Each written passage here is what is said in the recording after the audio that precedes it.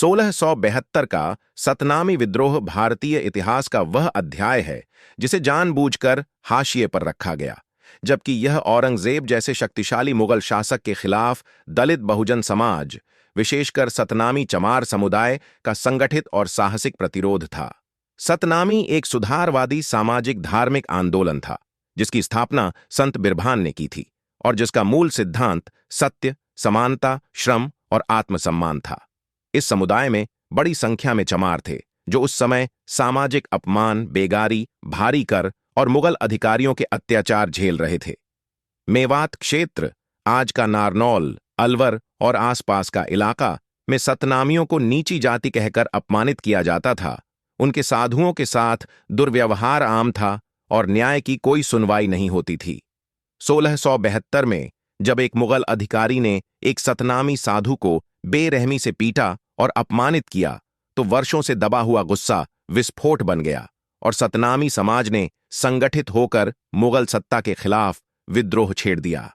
बिना राजसी समर्थन, बिना आधुनिक हथियारों के, केवल एकता और आत्मसम्मान के बल पर सतनामियों ने मुगल चौकियों पर हमले किए और शुरुआती संघर्षों में मुगल सेना को पीछे हटने पर मजबूर कर दिया, जिससे औरंगजेब को गहरा झटका लगा, क्योंकि जिन्हें वह नीचा और कमजोर समझता था वहीं उसकी सत्ता को चुनौती दे रहे थे।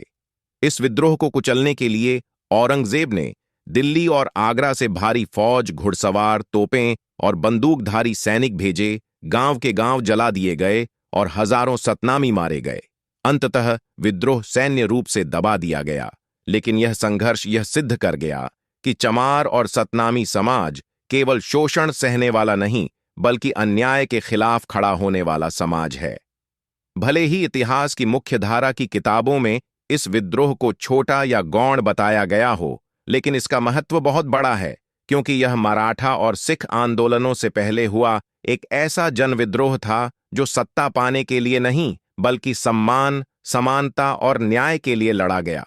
1672 का सतनामी विद्रोह आज भी हमें याद दिलाता है कि भारतीय इतिहास में दलित बहुजन समाज की भूमिका केवल पीड़ा तक सीमित नहीं रही, बल्कि उसने समय समय पर अत्याचार के खिलाफ आवाज उठाई और बलिदान दिया।